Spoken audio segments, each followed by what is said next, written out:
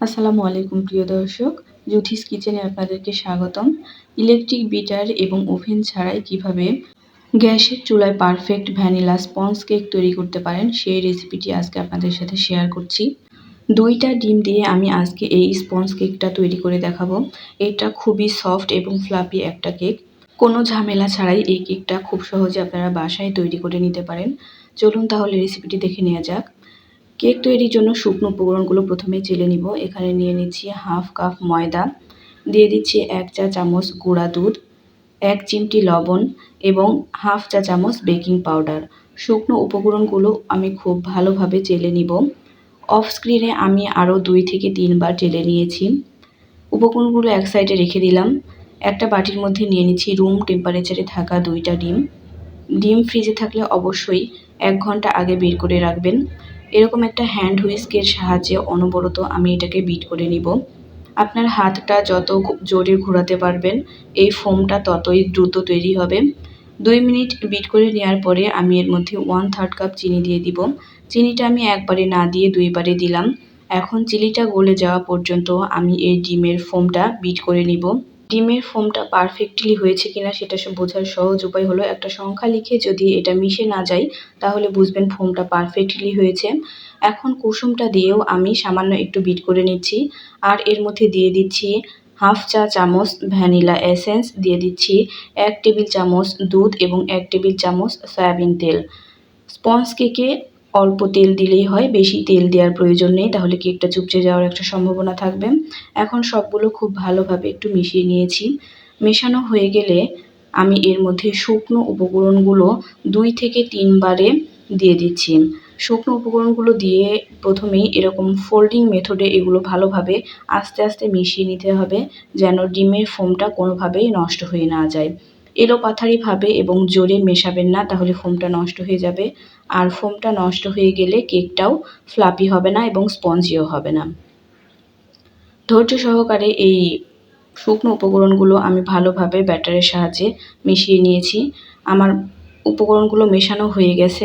একটা স্প্যাচুলার সাহায্যে আমি নিচ থেকে ব্যাটারগুলোকে এভাবে একটু ওপরে তুলে দেখছি নিচে কোনো ব্যাটার দলা পেকে আছে কিনা।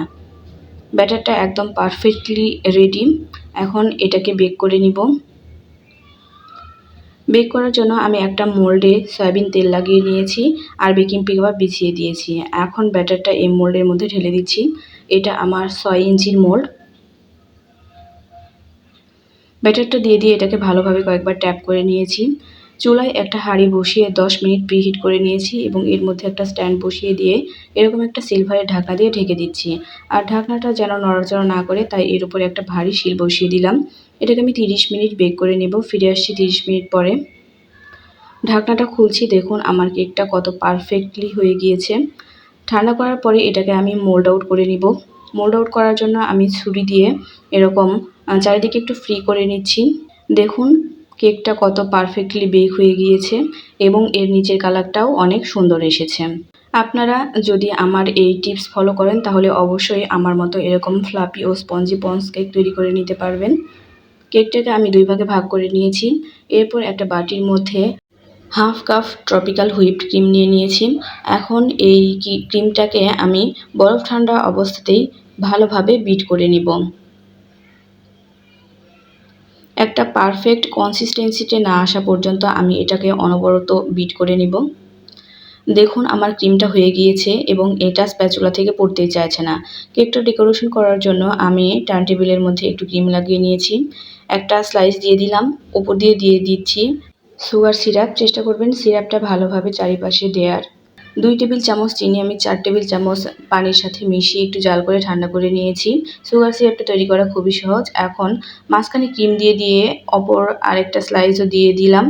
দিয়ে এর ওপর দিয়েও আমি সুগার সিরাপ লাগিয়ে ক্রিম দিয়ে কেকের চারপাশ ভালোভাবে কাভার করে কেকটাকে আমি 30 মিনিটের জন্য নর্মাল ফ্রিজে রেখে দিব।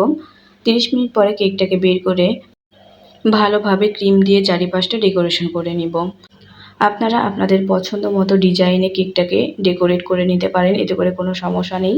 তবে চেষ্টা করবেন যেন দেখতে সুন্দর হয় এরকম করে ডেকোরেশন করে নেওয়ার। চেষ্টা করেছি খুব অল্প সময়ে এবং সহজে একটা sponge cake A to Z তৈরি করে দেওয়ার। আপনারা অবশ্যই আমার এই রেসিপি ফলো করে একবার হলেও বাসায় এরকম একটা স্পঞ্জ কেক তৈরি করে নিবেন। সামান্য একটু ক্রিম আমি একটা বাটিতে তুলে নিয়ে সেটার মধ্যে পিঙ্ক কালার দিয়ে দিয়েছি। আর এই ক্রিমটা আমি একটা পাইপিং ব্যাগের মধ্যে নিয়ে নিয়েছি। এখন কেকের উপরের দিকে আমি এরকম বলের মতো দিয়ে দিলাম। দিয়ে দেওয়ার পরে একটা চামচের সাহায্যে দেখুন এভাবে ডেকোরেশন করে নিচ্ছি। একটা নজলের সাহায্যে এভাবে ফুল তৈরি করে নিচ্ছি। ফুল তৈরি করা হয়ে গেলে এর উপর দিয়ে আমি সামান্য কয়েকটা সুগার বল দিয়ে দিব। এটা শুধুমাত্র দেখার সৌন্দর্যের জন্য। আপনারা আপনাদের পছন্দ মতো ডিজাইন করে নেবেন। ওপর দিয়ে আরও ছোট সুগার বল দিয়ে দিচ্ছি। রেসিপিটি ভালো লাগলে অবশ্যই লাইক, কমেন্ট এবং শেয়ার করবেন এবং যারা ইউটিউব চ্যানেল থেকে দেখছেন তারা অবশ্যই আমার চ্যানেলটিকে সাবস্ক্রাইব করে পাশে থাকা বেল আইকনটি বাজিয়ে দিবেন। সবাই ভালো থাকবেন, সুস্থ থাকবেন। ধন্যবাদ। আল্লাহ হাফেজ।